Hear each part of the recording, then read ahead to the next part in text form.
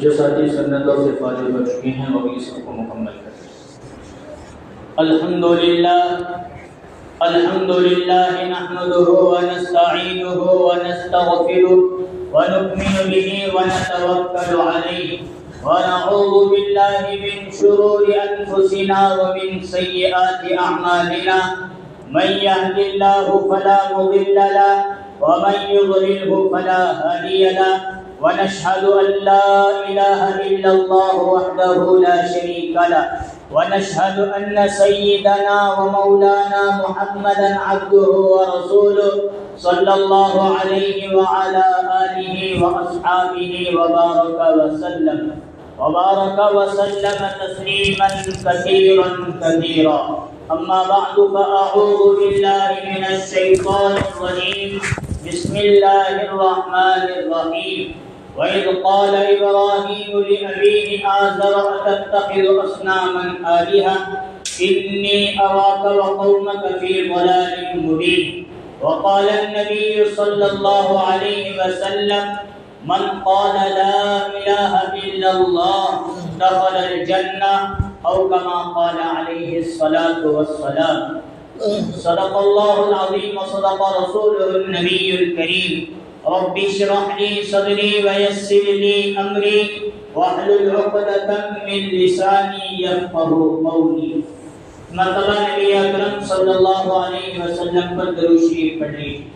اللهم صل على محمد وعلى آل محمد كما صليت على إبراهيم وعلى آل إبراهيم إنك حميد مجيد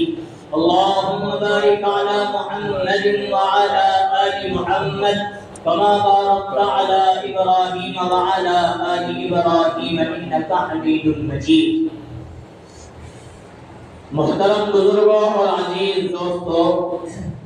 اللہ تبارک و تعالیٰ کا احسان، اللہ کا فضل اور اللہ کا کرم ہے کہ اللہ تعالیٰ نے ہم تمام کو اپنے گھر مسجد جمعہ کے دن جلد سے جلد آنے کی توفیق نصیب فرمائے۔ جو باتیں کہی جائے اللہ تعالیٰ ہم تمام کو ان تمام باتوں پر موت تک عمل کرنے کی توفیق نصیب فرمائے اور ان باتوں کو ہمارے لیے قیامت کے دن کے لیے ذریعہ نجات اور ذریعہ مغفرت بنائے۔ بزرگوں، دوستوں اور عزیزوں، دو چند جمعوں سے حضرت ابراہیم علیہ السلام کی باتیں، ان کی یادگار لمحات اور ان کے واقعات کا تذکرہ ہو رہا ہے، اور یہ ہو رہا ہے اس لیے کہ قربانی کے ایام قریب آ رہے ہیں اور اسی طرح حج کے ایام قریب آ رہے ہیں۔ یہ ذی الحجہ کے تعلق سے جو دو بڑی اہم عبادتیں اس امت مسلمہ کو ملی ہے وہ حضرت ابراہیم علیہ السلام ہی کی یادگار ہے، انہی کی سنت ہے اور انہی کے باتوں کو اللہ تعالیٰ نے نبی اکرم صلی اللہ علیہ وسلم کے واسطے سے سنت میں زندہ اور قائم اور دائم فرمایا۔ جب اتنے بڑے اولو العزم کی دو سنتیں، دو بڑی اہم عبادتیں ہمارے قریب آتے چلی جا رہی ہیں تو ان عبادتوں کو کرنے سے پہلے کن کے ہاتھ پر، کس نبی کے ہاتھ پر یہ دو عبادتیں اللہ تعالیٰ نے جاری اور ساری فرمائی، ان کا تذکرہ، ان کی باتوں کو بیان کر کے اس عبادت کا جو اصول اور ضابطہ ہے، اس اصول اور ضابطے کو سمجھنے سے پہلے اس نبی حضرت ابراہیم علیہ السلام کی قربانیوں کو سننا، ان کی باتوں کو سننا، بیان کرنا، ان کے واقعات کو سنانا، اس لیے سنانا تاکہ جب وہ لمحات ہمارے قریب آئے تو اس کو ہم صحیح معنی میں جس طرح حضرت ابراہیم نبی علیہ السلام نے کیا اس طرح یا ان کے نقش قدم پر چل کر کرنے کی کوشش کرنے والے ہم بن جائے،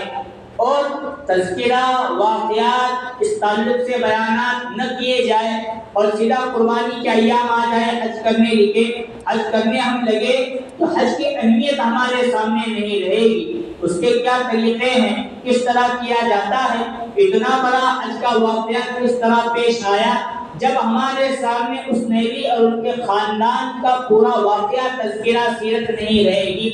تب تک حج کی اہمیت ہمارے دلوں کے اندر اجاگر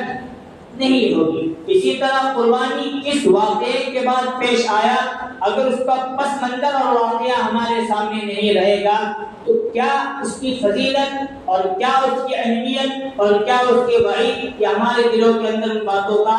آنا اور بسنا بہت مشکل کام ہو جائے گا۔ اور یوں تو قرآن مجید میں بار بار انبیاء علیہ السلام کے واقعے اور تذکرہ یہ بیان کیا گیا ہے۔ انہی میں سے حضرت ابراہیم علیہ السلام کے اہم زندگی کے واقعے کو اللہ تعالیٰ نے کھول کر بیان کرنے کی کوشش کی۔ گزشتہ جمعہ میں نے آپ لوگوں کے سامنے یہ بیان کیا تھا کہ حضرت ابراہیم علیہ السلام نے اپنی قوم کو بھی اور اپنی قوم کے واسطے سے ہم تک اور امت مسلمہ کے آخری فرد تک آنے والے ہر شخص کو یہ دعوت دی، بعث بعد الموت، یعنی جو اللہ نے زندگی دی ہے اس زندگی کے بعد موت آنے والی ہے۔ زندگی ایسی گزارنا جو اللہ اور اللہ کے نبی کو پسند آئے، ایمان پر محنت، کلمے پر محنت، پوری دین اور شریعت پر محنت۔ جب ہم اس طرح زندگی گزاریں گے موت ہمیں اچھی آئے گی۔ زندگی یہ سوچ کر گزارنا ہے کہ آخرت کے لیے ہمیں دنیا میں بھیجا گیا ہے، آخرت کا نقشہ، آخرت کی باتیں ذہن میں رہیں گی تو یہ زندگی آخرت کے لیے گزارنا بڑا آسان ہو جائے گا۔ اور آخرت نہیں، ہم موت کے بعد کیا ہونا اس کا یقین نہیں، اس کا ایمان نہیں، اس نے کیا دیکھا، پھر جانوروں کی طرح ہم زندگی گزاریں گے تو اللہ کی مشیت اور اللہ کے اللہ کی چاہت سے چھوڑ کر من مانی اور من چاہی زندگی ہم گزاریں گے تو ہمارے پلڑے میں نیکیاں نہیں گناہ ہی گناہ ہوتے چلے جائیں گے۔ حضرت ابراہیم کے واقعے کے ذریعے سبق ملا اس زندگی کے بعد موت کا آنا ضروری اور موت کے بعد واپس دنیا میں واپس زندہ کیا جانا بہت ضروری۔ جب واپس زندہ کیا جائے گا اب میدان محشر، پل صراط، جنت جہنم کا فیصلہ، اللہ کے دربار میں کھڑے رہنے کی باتیں تب پیش آئیں۔ اس پر بہت سارے واقعات اور بہت سارے باتیں ہمارے سامنے آئے۔ حضرت ابراہیم علیہ السلام کا دوسرا اور اہم واقعہ یہ ہے کہ حضرت ابراہیم جس جگہ پیدا ہوئے تھے عراق مقام نینوا بابل نامی شہر میں،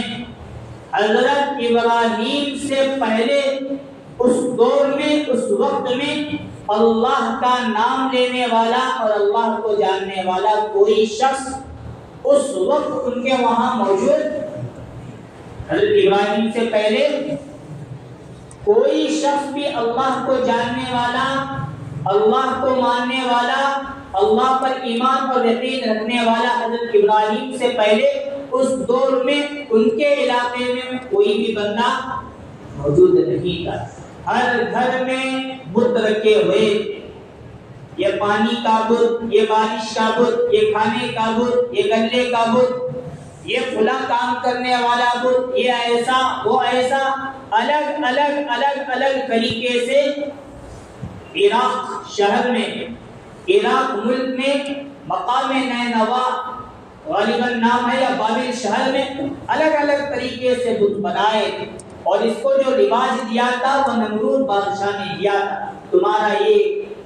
بت یہ کام کا، تمہارا یہ بت یہ کام کا، اور تمام بتوں سے لے کر تمام انسانیت کا سب سے بڑا خدا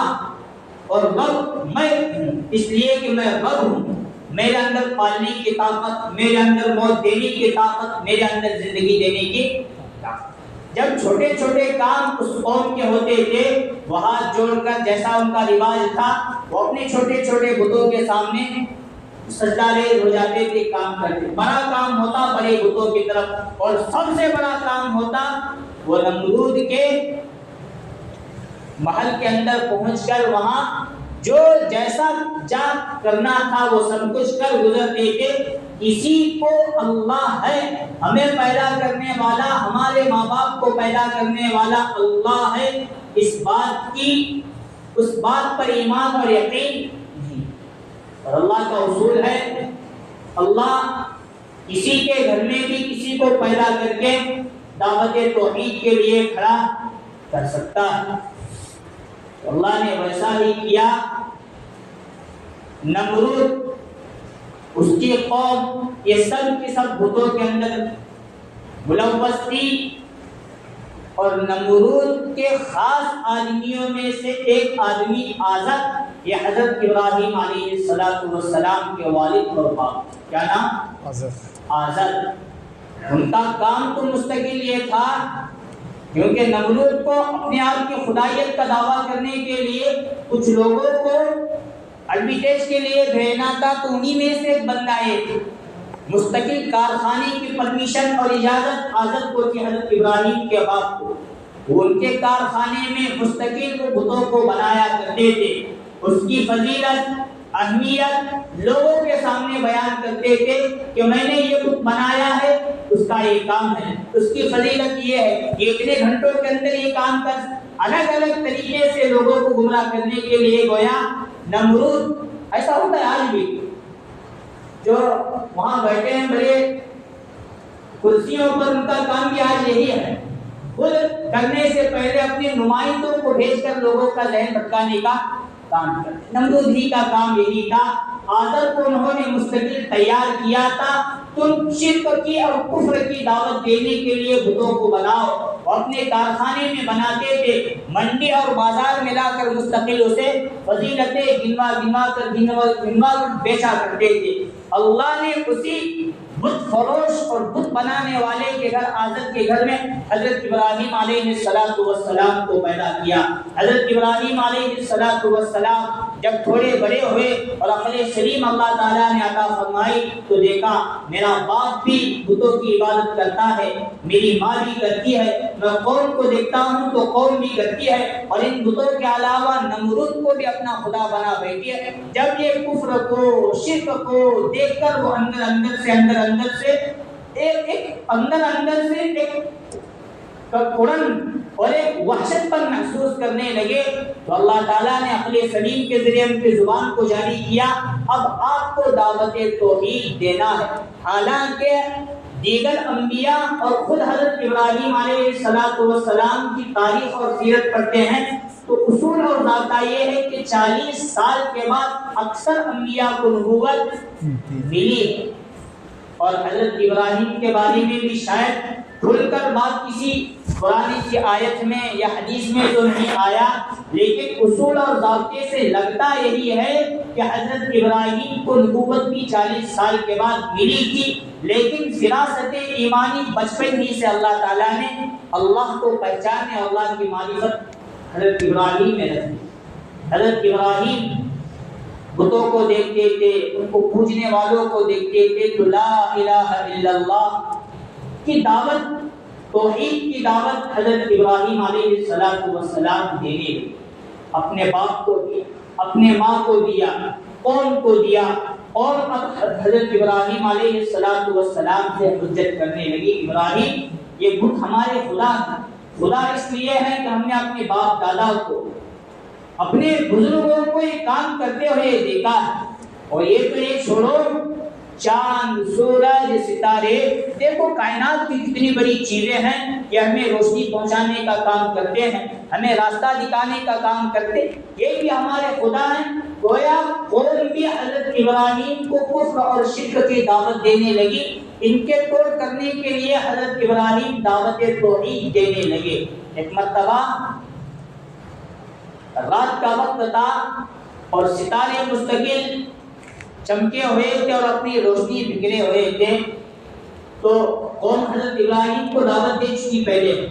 کہ ابراہیم تمہیں خدا کی طرف لوگوں کو بلا رہے ہو جن کو ہم نے دیکھا نہیں، اور یہ دیکھو یہ چاند، سورج، ستارے، خدا بود پر نمرود، یہ ہمارا خدا، تم بھی اس کو ماننے والے بن جاؤ۔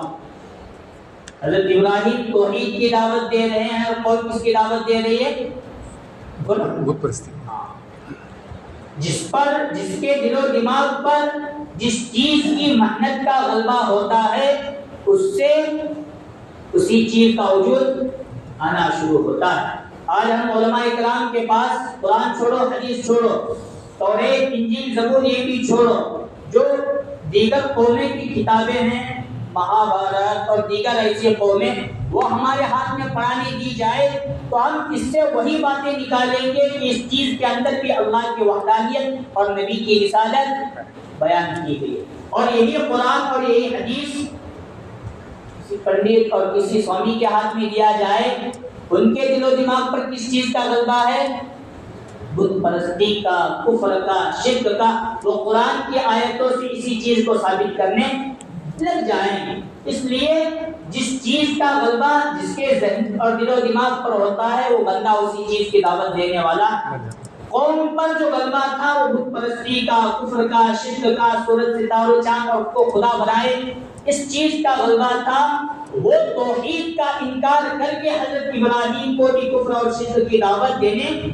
اور یہ طریقہ انبیاء کے دور میں بھی ہوا ہے، آج بھی ہو رہا ہے اور قیامت تک ہوتا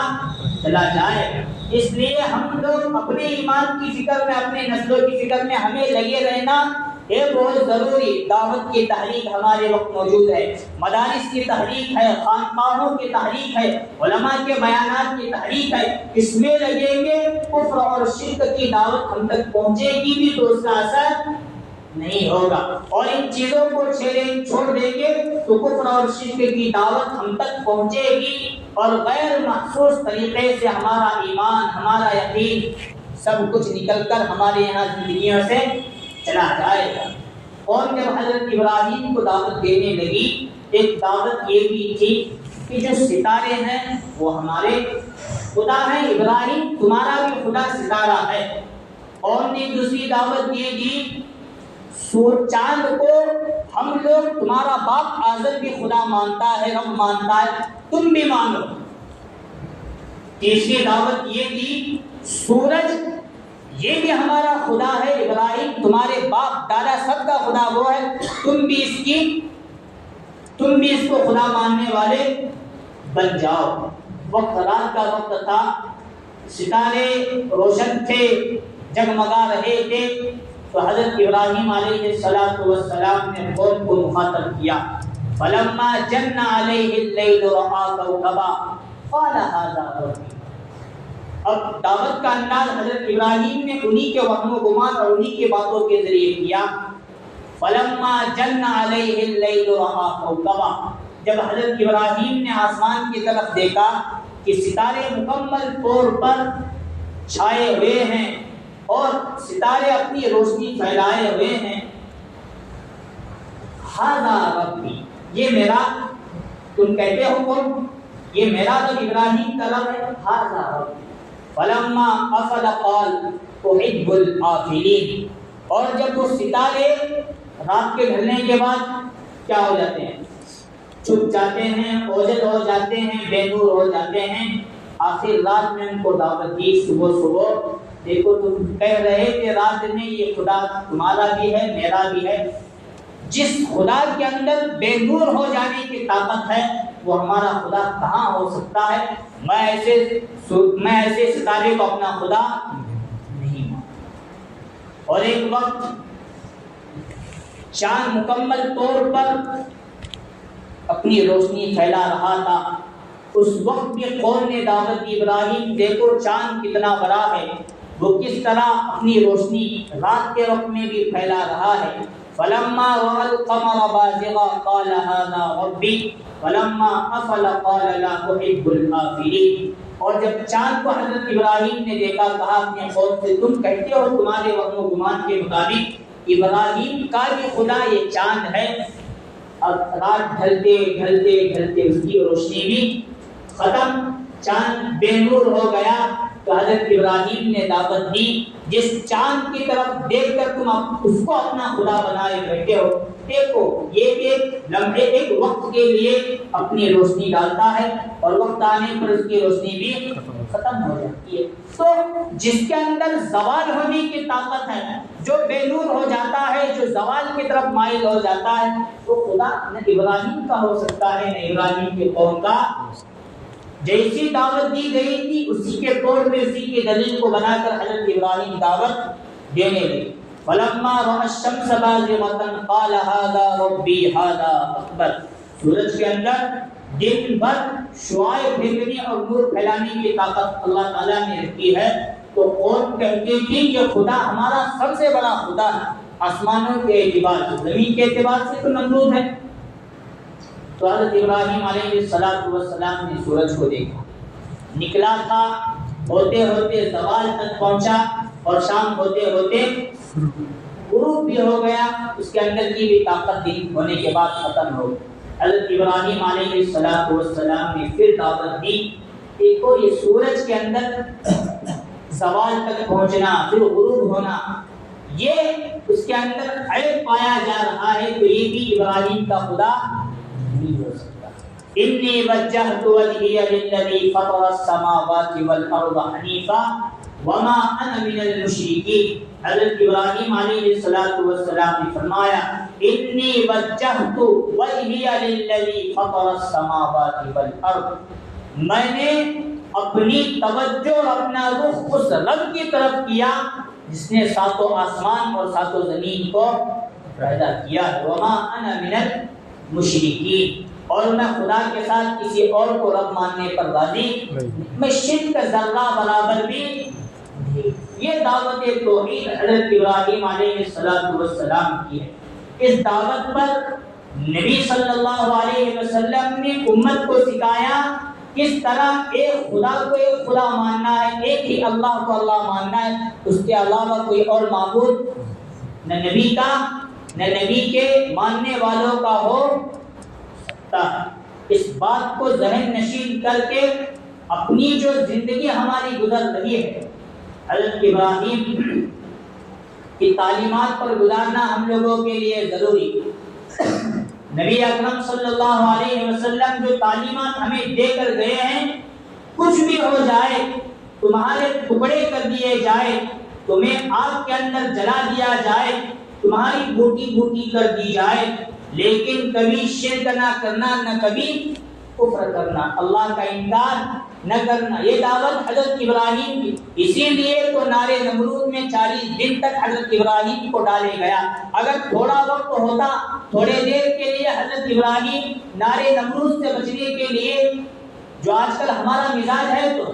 وقت بدل ہوا جیسی چلتی ہے اس طرح آج ہم ہو جاتے ہیں. ہوا اگر اجتماعات کی ہے تو وہاں ہم دوڑنے لگتے ہیں. ہوا اگر مساجد کو زندہ کرنے کی ہے تو تعمیر کے اعتبار سے ہم چندہ دینے کے لیے لگتے ہیں. ہوا اگر کفر اور شرک کی چلنے لگتی ہے تو آج کا ہم جیسا مسلمان جو اپنے آپ کو سچا پکا تو کہتا ہے لیکن اصل میں کچا ہے, وہ بتوں کی طرف دوڑ مزاج دیکھ کر باتیں کرنے لگ جاتے ہیں اور وقت کی ہوا دیکھ کر ہم کام کرنے والے بن جاتے ہیں. یہ آج کا مزاج. اوروں کے جو رسم و رواج آتے ہیں شرک اور کفر سے بھرے رہتے ہیں, لیکن آج کل دیکھنے میں یہ مل رہا ہے اس میں اور کم اپنے مسلمان زیادہ کہیں نہ کہیں مبارکبادی دیتے ہوئے نظر آتے ہیں. ادھر 25 دسمبر آتا ہے, پوری قوم عیسائیت حضرت عیسیٰ علیہ السلام کو خدا مان کر کرسمس ڈے کی مبارکبادی دیتے رہتے ہیں. ادھر مسلمانوں کی آج حالت یہ ہے اپنے اسٹیٹس پر کرسمس ڈے کی مبارکبادی دیتے ہیں. اپنے بچوں کو اس وقت میں حضرت عیسیٰ علیہ السلام جیسا وہ جو جوکروں جیسا لباس ہے, لال مکمل ٹوپی, لال سے لے کر پیر کے ناخن تک ویسا بنانا منظور کر لیتے ہیں اور اپنے دلوں کو تسلی دے دیتے ہیں کہ ہم جمہوری ملک میں رہ کر جمہوریت کا حق ادا کریں.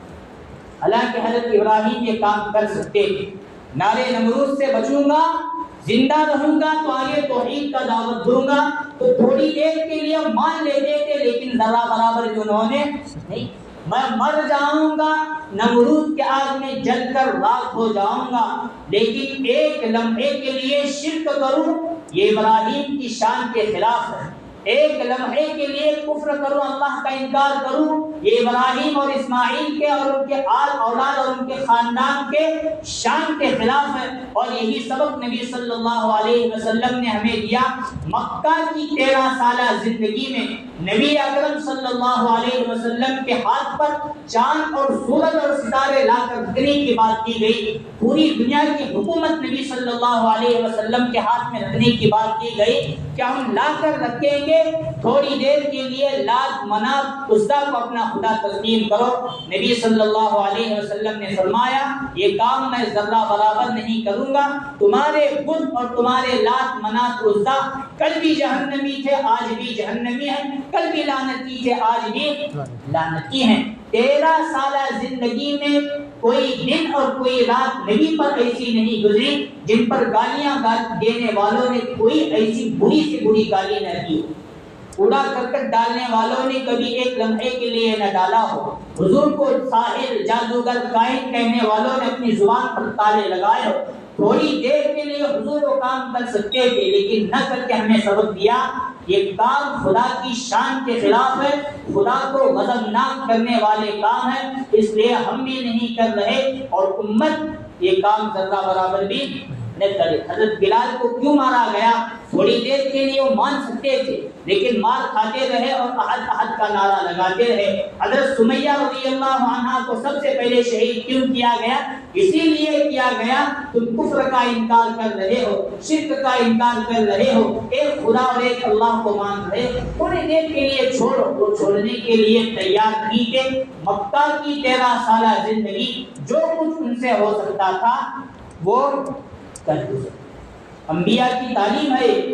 خود بھی وہ لوگ شرک اور کفر سے بچتے ہیں، حالانکہ انبیاء کی ذات کے بارے میں یہ بات ہو نہیں سکتی، وہ ایک لمحے کے لیے کبھی شرک اور کفر کر سکتے، لیکن دعوت دینے والے کفار اور مشرکین وہ انبیاء کو بھی دعوت دیتے ہیں کفر اور شرک۔ اس لیے سبق انبیاء نے اپنی ذات پر بھی محنت کی اور اپنے ماننے والوں کو بھی بتایا کوئی اور بڑا گناہ ہو جائے اس سے توبہ کر لینا، لیکن اپنے ہاتھوں سے کبھی شرک اور کفر ہونے نہ دے۔ یہ تعلیم حضرت انبیاء نے اپنے اولاد کو تعلیم دی۔ جب حضرت یعقوب علیہ السلام کے انتقال کا وقت آیا، کتنے بیٹے تھے ان کے؟ کہتے ہیں 11 کے 12 کہتے ہیں، یاد نہیں؟ یاد نہیں رہتا تو کہاں سے یاد رہتے ہیں؟ کہتے ہیں 11 یا تو 12 ایک ماں ایک بیوی سے مکمل 10 بیٹے، جو پہلی بیوی سے، دوسری بیوی سے 2 بیٹے، حضرت یوسف، سب کو یاد ہے، 2 دن کی لقمہ دے پیسہ ہونے کو تو اپنا یہ یاد ہے کیا جیسے کہنا حضرت یوسف علیہ السلام، اور دوسرے ہیں حضرت بنیامین، وہ نبی نہیں تھے، ان کا شمار بھی اولیاء میں ہوتا۔ اور ایک طرف ایک نبی ہیں حضرت یوسف اور دوسرے طرف کتنے بھائی ہو گئے؟ 11 بھائی جو اولیاء تھے۔ اولیاء شروع میں گنہگار ہوں گے لیکن بعد میں وہ 11 کے 11 مکمل اولیاء بنے۔ وہ 12 بیٹوں کو ایک نبی اور 11 اولیاء کو حضرت یعقوب علیہ السلام اپنے موت کے آخری وقت میں اپنے پاس بلایا اور فرمایا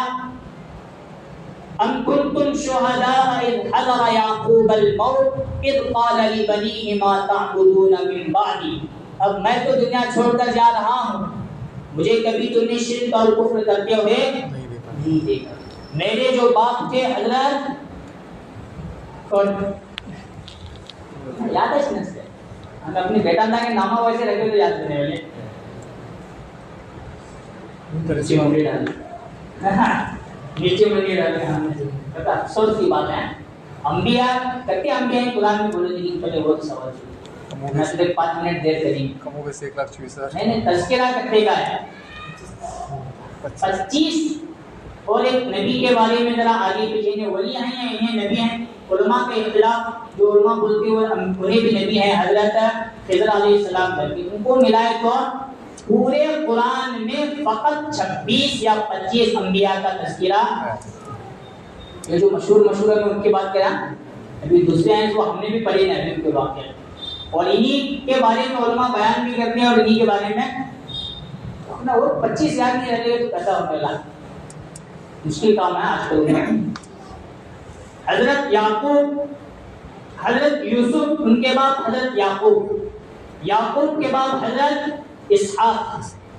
حضرت اسحاق کے بعد حضرت ابراہیم، اور حضرت ابراہیم کے ادھر اور ایک بیٹے جن کا واقعہ قربانی کے بارے میں پیش آیا، حضرت اسماعیل علیہ السلام۔ آیا سلسلہ حضرت ابراہیم کے 2 بیٹے، پہلے بیٹے حضرت اسماعیل جن کے پاس ساتھ قربانی کا معاملہ پیش آیا، ادھر سے حضرت اسحاق دوسرے بیٹے، اسحاق کے بیٹے حضرت یعقوب کے بیٹے حضرت۔ جب حضرت یعقوب کے انتقال کا وقت آیا، اپنے بیٹوں کو سامنے بلایا اور کہا میں تو اب دنیا سے جا رہا ہوں، ما تعبدون، ایک سوال کر رہا ہوں تم سے، ما تعبدون من بعدی، اور میرے دنیا سے جانے کے بعد تم کس کی عبادت کرو گے؟ کیا سوال تھا؟ اس کی بات کریں۔ اب یہ سوال شاید اس وقت وہ سمجھے ہو یا نہ سمجھے ہو، لیکن منشا سمجھے کہ ہمارا باپ ہمیں موت سے پہلے اللہ ہی کی طرف دعوت دے رہا ہے، کچھ بھی ہو جائے ایک اللہ کی عبادت زندگی میں کبھی بھی، حالانکہ وہ ویسے تھے نہ 11 اولیاء ویسے تھے نہ ایک نبی، لیکن خود کے ایمان اور خود کی دین کی فکر اور اپنی نسلوں کی فکر، میں تو اپنی دین کو باقی رکھ کر اپنی پر محنت کر کے جا رہا ہوں، میرے بعد اپنی زندگی تم کیسے گزارو گے مجھے اس کا غم ستا رہا ہے، سمجھ لو میرے بعد تم کس کی عبادت کرو گے مجھے بتاؤ۔ سب نے مل کر جواب دیا تھا ہم نے آپ کو، آپ کے باپ کو، آپ کے دادا کو کبھی شرک اور کفر کرتے ہوئے نہیں دیکھا، انہوں نے جس رب کی عبادت کی ہے ہم بھی اسی پر عبادت کریں گے اور اسی پر جمیں بھی۔ جو انہوں نے ہاتھ پر ہاتھ رکھ کے شاید جو قسم کھائی ہوگی، جو وعدہ کیا ہوگا، حضرت یوسف بھی اسی حالت میں انتقال کر گئے اور یہ 11 کے 11 اولیاء بھی اسی حالت پر انتقال۔ ایک بات سمجھنے کی،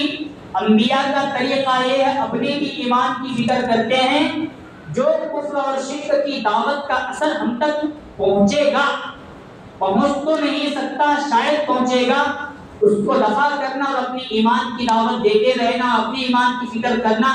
اب جس قوم کی طرف ہم مبعوث ہوئے ہیں ان کے ایمان کی فکر کرنا، ان کے دین کی فکر کرنا، اور سب سے پہلے دعوت توحید اپنے گھر سے شروع کرنا، اپنے آل اولاد اور اپنے نسلوں کی ایمان کی حفاظت کرنا، ان کو دعوت دینا، یہ انبیاء کا مستقل طریقہ رہا ہے۔ یہی طریقہ آج امت مسلمہ کے لیے بھی ہے، خود کے ایمان کی فکر کرنا، اپنے دین کی فکر کرنا،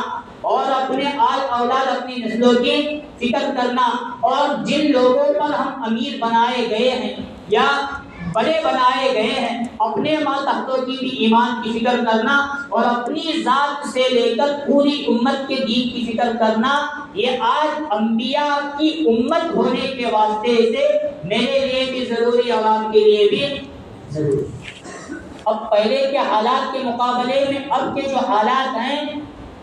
شیطان بھی جگہ جگہ پر جال بچھا بیٹھا، کفار، یہود، نصارہ، مشرکین بھی مستقل پر جال بنائے بیٹھے ہیں، اور سب کی ایک دعوت ہے کہ خدا کو چھوڑو، ہماری طرف مائل ہو جاؤ۔ عیسائی کہتے ہیں ہم خدا کو مانتے ہیں اللہ کے ساتھ، عیسیٰ کو اپنا رب مانتے ہیں، عیسائی ہمیں دعوت دے رہے ہیں عیسیٰ کی، حضرت عیسیٰ کو اور خدا ماننے کا۔ حضرت مریم کو بھی ہم مانتے ہیں،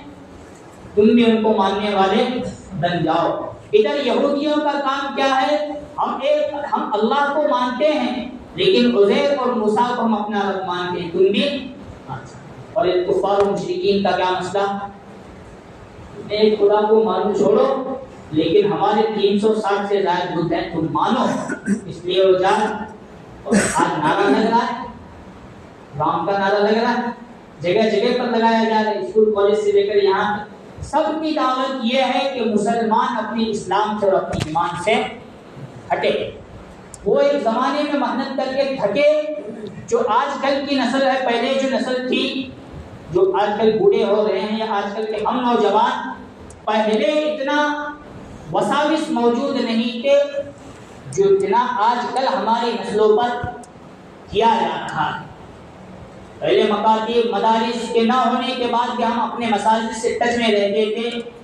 کسی استاد جی کے پاس جا کر ہم دینی تعلیم حاصل کرتے تھے، تو آج ہمارا ذہن بھٹکانا ان کے لیے بڑا مشکل کام ہے۔ لیکن جگہ جگہ پر جو اسکول کالج کھولے گئے ہیں،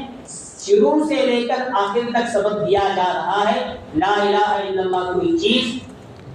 اور ہم اپنے ایمان کی فکر میں اللہ کے راستے میں جا رہے ہیں، بیان سننے بیٹھے۔ لیکن آج جو ہماری نسل جو اغیار کے ہٹے چلی ہے، ہمیں ذرہ برابر فکر کرنے کے لیے تیار ہے۔ ایک تو پہلے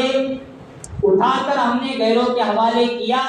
اور وہ ان کو کیا سکھا رہے ہیں کیا نہیں سکھا رہے، بلکہ کمال تو یوں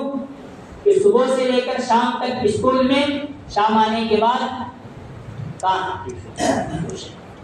مکتب کا قاعدہ اٹھانے کو ان کو فرصت، کہاں سے مکتب آئیں گے اور کہاں ہم بھیجیں گے، اور کہاں اللہ اور اللہ کے رسول کی باتیں ان کے دل و دماغ پر جائیں گے۔ بچپن میں جو چیز سکھائی جاتی ہے وہ پتھر کی لکیر ہوتی ہے، وہ موت تک کبھی بھولے نہیں۔ جو بچپن میں سکھایا جا رہا ہے وہی مسئلہ آج کل پیش ہے۔ اس لیے سب سے پہلی دعوت یہ ہے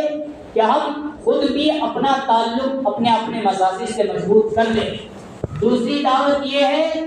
کہ اپنے چھوٹے بچوں کے لیے ہم لوگوں نے مکاتب اور مدارس کھول رکھے ہیں، تو وقت آنے پر مدارس میں بھی بھیجیں، اور ہر روز کہاں بھیجیں؟ مکتب کو ضرور بھیجیں، چھوڑیں نہیں۔ اور دوسری اور تیسری دعوت یہ ہے کہ ہم بڑے ہو یا چھوٹے ہو، اپنا وقت جماعت اور اللہ کے راستے میں وقتاً فوقتاً لگانے کی